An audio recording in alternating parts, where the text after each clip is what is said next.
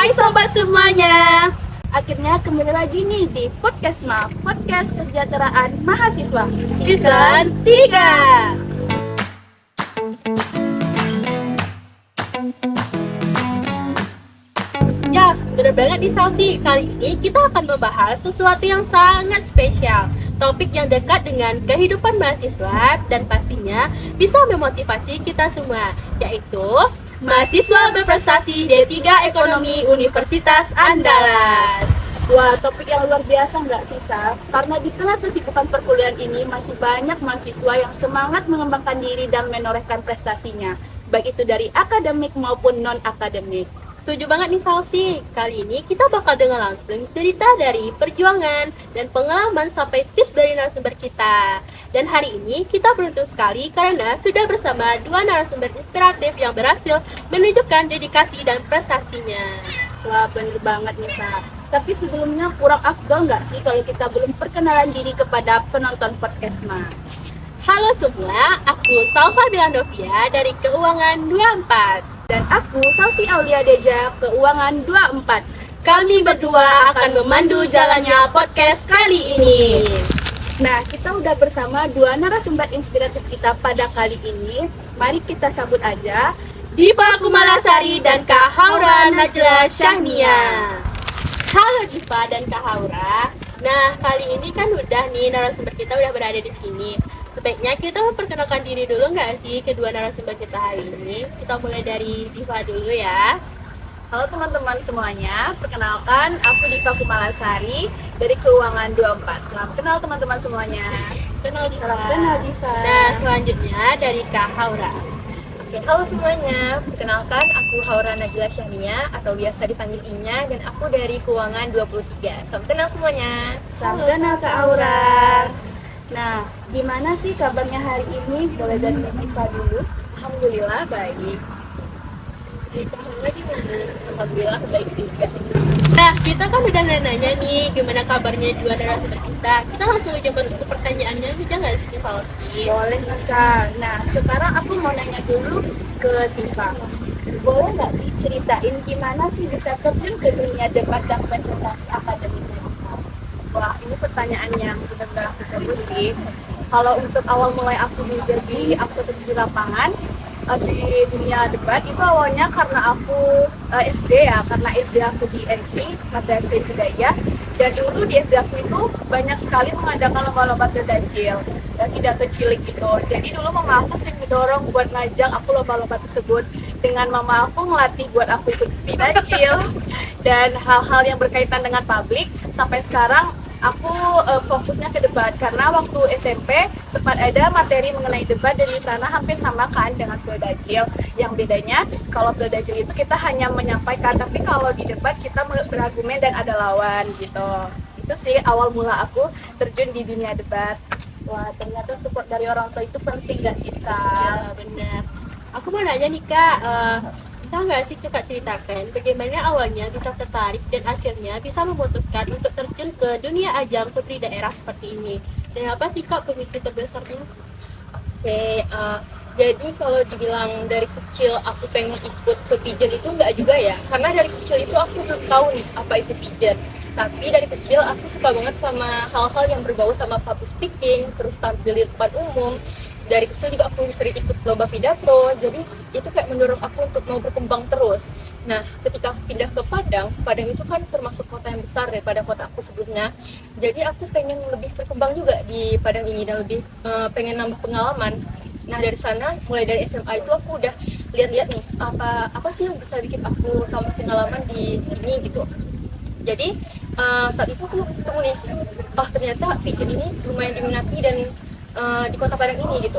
Nah, dari sana aku mulai tertarik untuk ikut pigeon dan akhirnya keterusan sampai sekarang. Wow, ternyata Kak Haura ini dari kecil udah sangat berprestasi ya, Salsi ya. Bener banget nih. Bener-bener dua sosok yang inspiratif kali nggak sih, Sal? Ya, Nah, waktu itu aku pernah nonton Diva tampil di Padang TV dengan mosi tentang pembaruan Undang-Undang TNI dan Ijazah Jokowi. Nah, apa sih tantangan yang paling besar yang Diva rasain pada saat tampil di Padang TV tersebut? Wah, kalau ngomong tantangan ya, Tantangannya itu terberatnya di mosi sih, karena mosi pada saat itu benar-benar lumayan sensitif dan lagi hangat-hangatnya nih. Mungkin kalau selain dari mosi, aku juga dapat tekanan dari produksi Padang TV-nya, karena kan berbeda nih dari depan umum dan kita tampil di Padang TV itu kan suasananya berbeda. Meskipun audiensnya nggak terlihat, tapi kita juga merasakan bahwa kita ditonton secara langsung oleh banyak orang. Jadi tekanannya itu mulai dari mosi yang sensitif sampai ke suasananya sih, tapi itu bukan berarti aku malah meragukan atau malah bikin aku ngedown. Justru itu tempat aku belajar supaya aku bisa lebih lagi dalam memposisikan diri. Ternyata juga punya tantangan yang besar dalam penampilan di Padang TV tersebut. Ya, keren juga ya Salvi ya. Nah, kan Diva udah nih, aku lanjut ya pertanyaan selanjutnya ke Kak Aura. Kak, aku mau nanya nih, apa hal pertama yang kakak lakukan ketika memutuskan untuk ikut berbagai ajang perlombaan seperti Duta Pelajar Sumatera Barat 2022 waktu itu? Oke, kalau waktu aku ikut Duta Pelajar Sumatera Barat 2022 itu ya, yang pastinya waktu aku milih untuk ikut itu, awalnya aku langsung riset gitu. Ini tuh ajangnya apa sih? Terus visi misinya apa? Dan kegiatan dari alumni-alumni itu seperti apa? Nah, dari sana aku mulai belajar untuk melatih lagi public speaking aku, dan juga belajar tentang isu-isu yang ada di Sumatera Barat itu apa aja sih. Karena waktu aku ikut Duta Pelajar itu, jujur, itu teman-teman seangkatan aku yang ikut itu pada hebat-hebat semua. Public speaking mereka bagus dan wawasan mereka luas-luas. Jadi aku pengen bisa setara gitu. Jadi itu yang bikin aku semangat untuk ikut di ajang itu. Ternyata Kak Aura ini semangatnya nggak pernah habis ya Salvia, selalu semangat terus. Oke, Betul banget, Nisa. Nah, balik lagi ke Diva ya. Biasanya nih sebelum tampil ke tingkat publik, apa sih mempersiapkan dirinya agar tetap tenang dan fokus di dalam debat tersebut? Kalau untuk setiap langkah mempersiapkan diri ke publik itu aku selalu menariknya 3. Yang pertama, mencari diskusi dan rileks. Ini merupakan hal yang selalu aku tanam ketika aku berhubungan dengan publik. Kalau untuk mencari, tentu sebelum debat aku akan mencari informasi-informasi yang berkaitan dengan debat yang akan aku bahas. Karena ini lumayan sensitif ya, berarti aku harus mencari pola kata yang tidak menyinggung sara dan tidak mengajak ke provokatif yang lain gitu maksudnya. Dan selanjutnya mungkin kan ini tim ya, debat tim, maka kami butuh diskusi, menyamakan argumen kami satu sama lain. Dengan begitu, mungkin dengan adanya kami diskusi dan melakukan pencarian masalah bersama-sama, kami bisa melihat di mana kelemahan yang kemungkinan dapat melawan argumen lawan kami tadinya. Terus selanjutnya relax. Sebelum aku tampil di TV, biasanya itu aku bakal relax sendiri aku dan nggak mikir kalau misalnya aku salah gimana nih gitu. Tapi aku bakal mikir kalau aku bakal berani menguasai panggung tersebut. Aku bakal mikir kalau akulah bintang di panggung tersebut. Dengan begitu mungkin bukan akunya yang takut di panggung, tapi panggungnya yang bakal takut ke aku. Jadi mungkin saja bisa dengan begitu aku bisa lancar dan tetap percaya diri dalam menyampaikan argumen. Wah, sangat bagus ya dalam mempersiapkan dirinya. Aura, aku mau nanya nih, dalam perjalanan berprestasi itu kan nggak mudah ya Kak, pasti punya tantangan. Nah, apa sih Kak tantangan terbesar Kakak yang pernah Kakak hadapi dan bagaimana cara Kakak mengatasinya?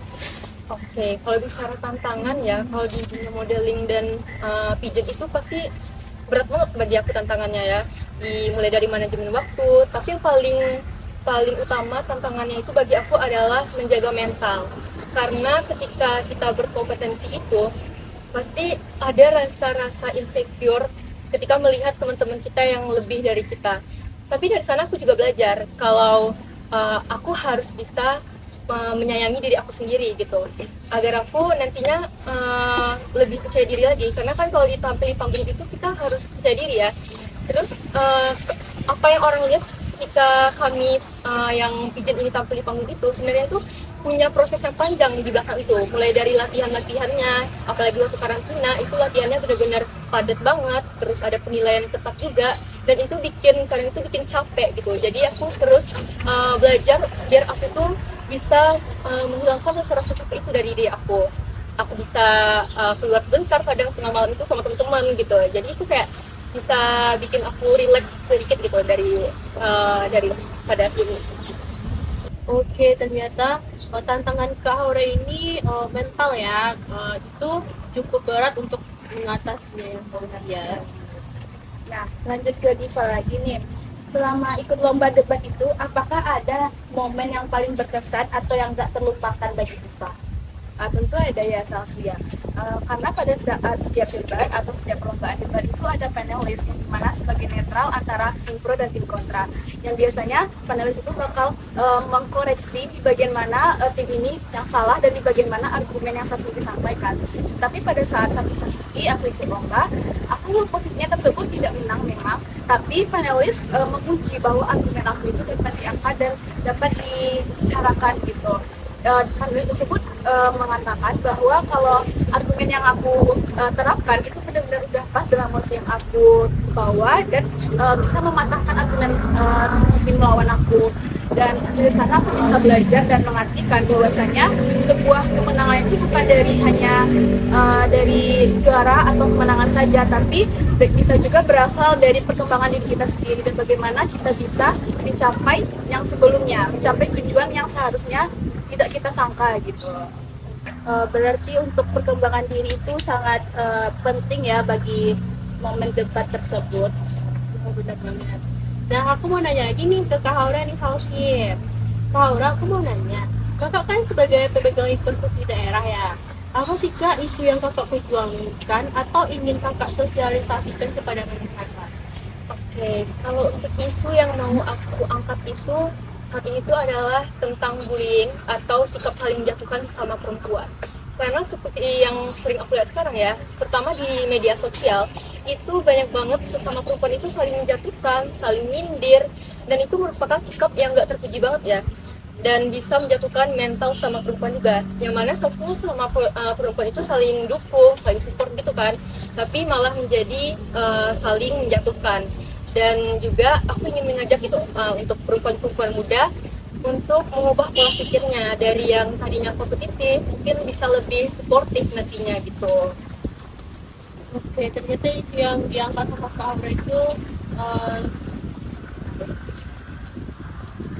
ternyata isu yang diangkat sama Kak Haura itu menarik juga ya, sesuai dengan perkembangan yang ada di saat sekarang ini tentang bullying. Bener banget, apalagi sekarang lagi marak-maraknya ya tentang bullying ini. Nah, lanjut nih kepada Diva. Dari pengalaman debat dan presentasi, apa sih pelajaran yang paling dirasakan yang ngaruh ke diri Diva sekarang? Oke, kalau untuk hal-hal yang telah aku laluin ya dan berefek ke diri aku, tentunya itu masalah kepercayaan diri. Dengan adanya aku bisa mengontrol bagaimana seharusnya aku di depan umum, bagaimana aku bertingkah laku, itu berpengaruh terhadap diri aku, bagaimana aku berkomunikasi terhadap publik, dan bagaimana caranya aku dapat mampu gitu menyampaikan argumen aku di depan orang. Bahkan kalau di kelas-kelas kita kan sering merasa tuh bahwasanya pertanyaan kita nih, nanti takut salah nggak sih, dan sebagainya.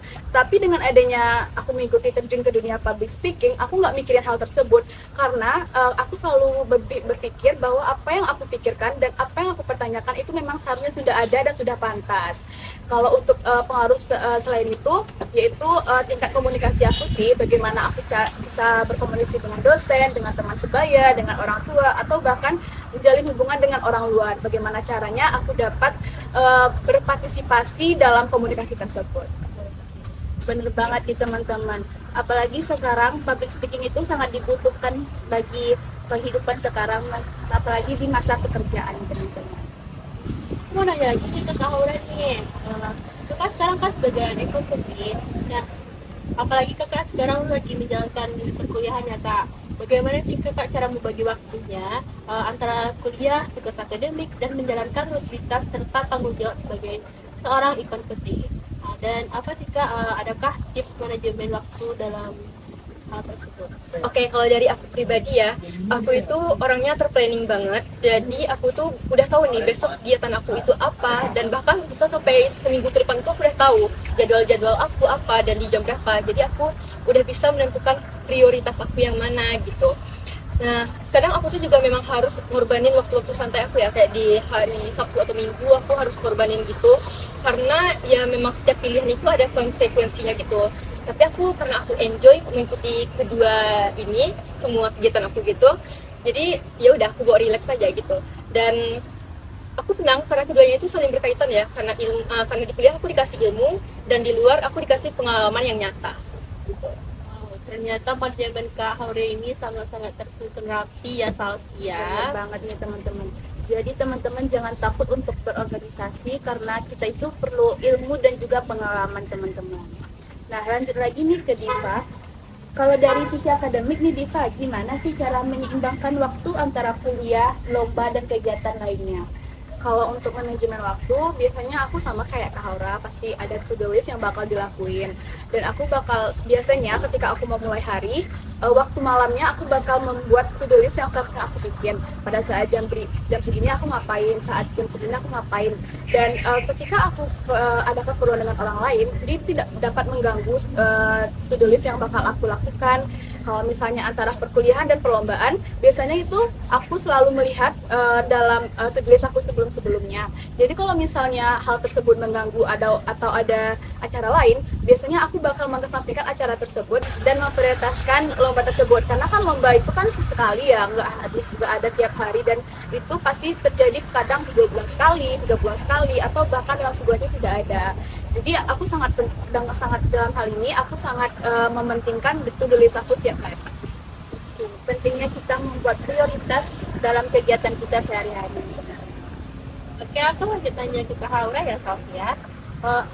Gimana jika kakak memiliki kebiasaan atau rutinitas tertentu yang membantu menjaga performa dan kepercayaan diri selama mengikuti berbagai acara? Oke, kalau dari aku sendiri ya, aku itu sebelum tampil atau ketika karantina, aku tuh suka banget belajar sendiri di kamar gitu. Jadi aku suka ngomong sendiri ke kaca atau aku rekam diri aku sendiri. Jadi aku tahu nih yang mana bagian yang harus aku perbaiki. Dan juga sebelum tampil itu aku suka me time. Jadi aku lebih suka menyendiri dulu, atau aku diem aja gitu di kamar, atau dimanapun aku diem aja pokoknya. Aku nggak mau diganggu gitu. Karena itu yang bikin aku tenang nanti waktu aku tampil. Jadi aku nggak punya beban pikiran lagi, dan aku enjoy gitu nantinya waktu tampil gitu. Oke, ternyata me time itu sangat penting ya teman-teman. Nah, kayaknya kita udah ngobrol panjang banget gak sih? Boleh untuk dua narasumber kita untuk minum dulu.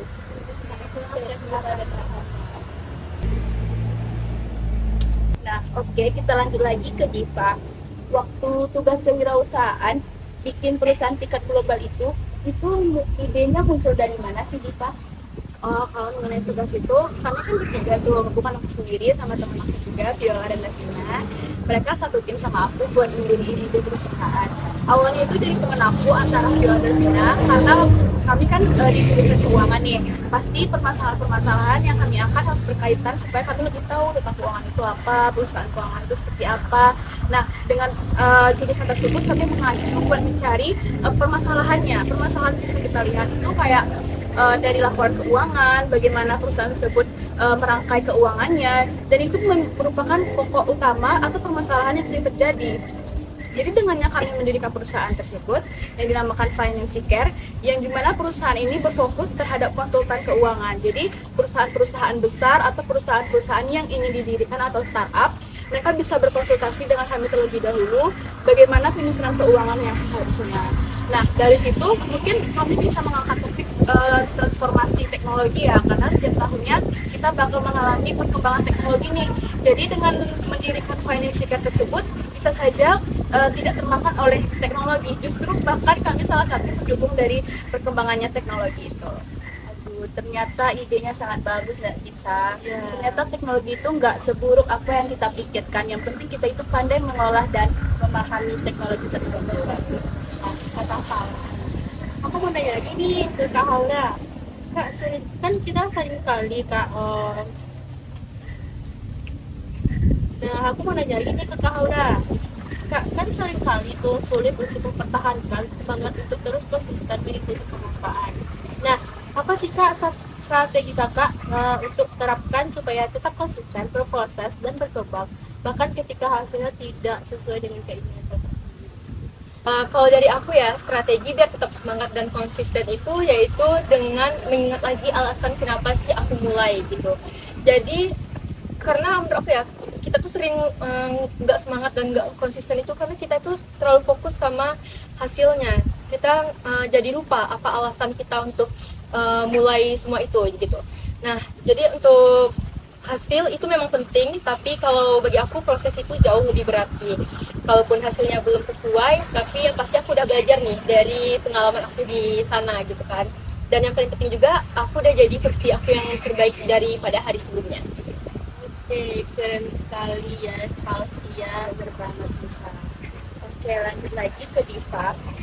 Menurut Diva nih, kemampuan debat dan public speaking itu seperti apa sih untuk mahasiswa zaman sekarang? Penting banget malah, karena kan kita sebagai mahasiswa bakal siap kerja ya, siap terjun ke dunia kerja. Dan dunia kerja itu tidak hanya membutuhkan orang-orang yang pintar saja, tetapi orang-orang yang bisa mampu meyakinkan bahwa kita itu pantas dalam perusahaan tersebut. Dengan kita bisa menguasai public speaking, tentunya kita bisa dong meyakinkan seseorang yang bertanya terkait diri kita dan bagaimana sepantasnya diri kita dalam perusahaan tersebut. Jadi public speaking itu benar-benar memberikan sebagian pengaruh dari kehidupan mahasiswa. Betul banget. Apalagi zaman sekarang itu presentasi dalam pekerjaan itu sangat banyak ya, nggak sih, Sal? Oke, aku lanjut ke Kak Haura ya. Nah, sekarang kan banyak mahasiswa yang belum tahu harus mulainya dari mana investasi ya. Nah, menurut kakak nih, apa langkah paling penting atau paling pertama yang sebaiknya dilakukan agar mereka berani melangkah dari zona nyaman? Oke, pesan dari aku buat mahasiswa yang ingin berprestasi nih di luar akademik itu ya, jangan takut mulai aja sih. Kalau ragu-ragu itu wajar aja dan gak apa-apa banget, tapi jangan pernah takut untuk mulai dulu gitu, karena itu hal yang penting, karena kita nggak akan tahu gimana kemampuan kita kalau kita nggak pernah mulai sesuatu gitu. Mungkin kita bisa mulai dari hal-hal kecil dulu ya, kayak ikut organisasi, ikut volunteer. Nah, dari sana kita akan bisa lebih berkembang lagi ke depannya. Oke, berarti kita harus percaya diri dulu ya. Bener banget, bisa. Nah, kita lanjut ke Diva lagi. Ada nggak sih sosok yang paling menginspirasi Diva selama berproses selama sejauh ini? Pasti dong. Dan orang yang benar-benar jadi model dalam hidup aku itu tentunya orang tua aku, terlebih mama aku. Dia yang benar-benar, karena dia dengan pola asuh dia yang benar, aku jadi bisa tampil dan percaya diri nih buat nunjukin diri aku ke dunia luar. Dan selain itu aku juga punya puan-puan yang berinspirasi, yang benar-benar menyuarakan suara perempuan. Salah satunya itu Mbak Nana yang kita kenal sekarang, Mbak Najwa Shihab. Aku benar-benar ngikutin Mbak Nana itu dari aku zaman SMP. Nah, dari sanalah aku mulai kenal dunia debat, bagaimana kita berkomunikasi dan bagaimana kita menyampaikan argumentasi. Dan dari Mbak Nana juga aku mendapatkan pelajaran bahwa perempuan itu tidak hanya bertugas di dapur saja, tetapi perempuan juga bisa menguasai dunia yang dikuasai oleh laki-laki. Aduh, bagus sekali nggak sih statementnya dipegang sama Diva ini. Oke, aku lanjut ke Kak Haura ya. Kak, selama perjalanan ini, baik menang ataupun kalah nih Kak, pelajaran atau nilai apa yang paling berkesan bagi kakak, atau pesan apa yang ingin kakak bagikan ke mahasiswa lain? Oke, pelajaran yang aku dapat itu banyak banget ya, tapi yang paling berarti itu adalah saat aku tahu kalau kemenangan terbesar itu bukan waktu aku dapat mahkota, bukan waktu aku dapat gelar, tapi ketika aku berhasil mengenal diri aku sendiri gitu. Jadi aku banyak belajar lebih sabar, terus lebih menghargai proses, dan juga aku dapat pengalaman baru ya dari teman-teman aku yang baru itu. Aku dapat pengalaman dari mereka yang ternyata mereka itu juga orang-orang hebat di luar gitu. Dan bahkan aku juga dapat pelajaran itu make up gitu di sana. Itu hal kecil aja aku dapat di sana gitu kan, karena di sana ada beauty classnya kan, jadi aku bisa belajar juga. Dan pokoknya banyak banget deh aku dapat pengalaman di sana ya, karena setiap ajang itu kan pasti ninggalin sesuatu gitu ya, entah itu teman baru, perjalanan baru, atau keyakinan baru gitu.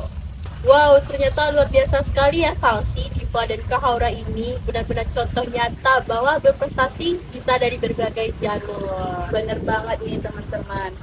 Nah, terakhir nih, apa sih pesan buat teman-teman mahasiswa yang pengen berani tampil dan berprestasi juga kayak kita? Cuma satu sih, jangan tunggu siap dulu baru mau memulai. Karena kalau kita nunggu siap dulu, otak bakal merangsang dan berpikir bahwa kita akan mendapatkan hal yang jeleknya seperti apa gitu. Ketika kita berpresentasi, ketika kita berargumentasi, otak bakal mikir nanti kalau kita salah bagaimana. Tapi jangan berpikir seperti itu, karena itu hal yang lumrah sebagai manusia, karena manusia tempat salah.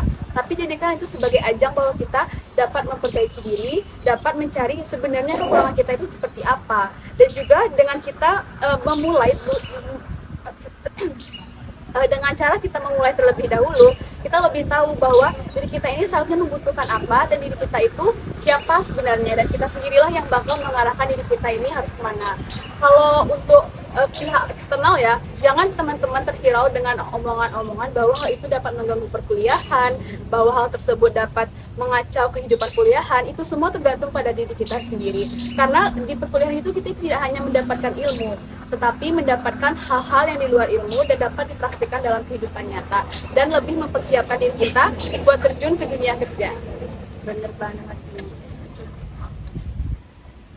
Bener banget nih teman-teman. Yang penting itu kita percaya pada diri kita sendiri dan jangan tergiur pada pihak-pihak di luar sana. Nah, kan pesan dari Diva udah nih. Gimana kalau kita dengar dari pesannya Kak Haura? Oke, mungkin dari aku cukup sama ya sama Diva, yaitu jangan tunggu sempurna dulu, jangan tunggu siap dulu, karena rasa siap itu datang setelah kita mulai pastinya. Contohnya aja aku, kalau mungkin aku nunggu aku siap dulu, aku nunggu aku sempurna dulu, itu pasti aku nggak akan pernah mulai gitu ya. Tapi ketika aku udah berani mulai, ternyata semuanya mengalir aja kan. Jadi untuk teman-teman semuanya, kalau yang masih ragu nih, percaya deh, pokoknya langkah kecil hari ini tuh bisa jadi hal-hal besar nantinya gitu. Oke, ternyata kita harus memulai dulu tanpa harus merasa sempurna ya teman-teman ya. Pesan mereka tuh kayak vitamin motivasi nggak sih, Sal? Yang Wow. bikin langsung semangat lagi kuliah untuk besok. Wow, ternyata Salsi ini keren juga ya kata-katanya. Wah, nggak kerasa ya kita udah ngobrol sepanjang ini, mulai dari perjalanan pengalaman dan perjuangan gimana Diva dan Kak Haura bisa mencapai kompetisi yang mereka inginkan. Bener banget nih Salsi, obrolan kali ini kita bisa belajar bahwa prestasi itu nggak selalu tentang piala atau juara, tetapi tentang bagaimana kita berani Bener banget nih Salsi, dari obrolan kali ini kita bisa belajar bahwa berprestasi itu nggak selalu tentang piala atau juara, tapi tentang bagaimana kita berani mencoba, bertumbuh, dan tetap konsisten dengan apa yang kita perjuangkan, baik di bidang akademik maupun non-akademik. Nah, bener banget nih Salsa. Tentunya kedua itu mempunyai tantangan dan pelajarannya masing-masing. Yang penting itu niat, disiplin, dan kemauan kita untuk belajar. Dan satu lagi nih teman-teman, pelajaran yang bisa kita ambil dari obrolan ini. Dari setiap mahasiswa itu mempunyai jalan dan waktunya sendiri. Yang penting teman-teman jangan takut untuk memulai, jangan malu untuk gagal, dan setiap langkah yang teman-teman itu tetap berarti. Oke, terima kasih banyak kepada Diva Kumalasari dan Kak Haura Najlasania yang sudah berbagi kisah dan motivasi luar biasa hari ini, dan sudah meluangkan waktu pada siang hari ini. Dan tentunya terima kasih kepada penonton podcast Ma yang udah dengerin nih sampai akhir obrolan kita. Semoga obrolan kali ini menjadi motivasi dan dukungan untuk teman-teman memulai prestasi dari hal kecil yang teman-teman bisa. Akhir kata, kami pamit undur diri. Saya Salsa. Dan saya Salsi. Sampai jumpa di season selanjutnya. Bye-bye.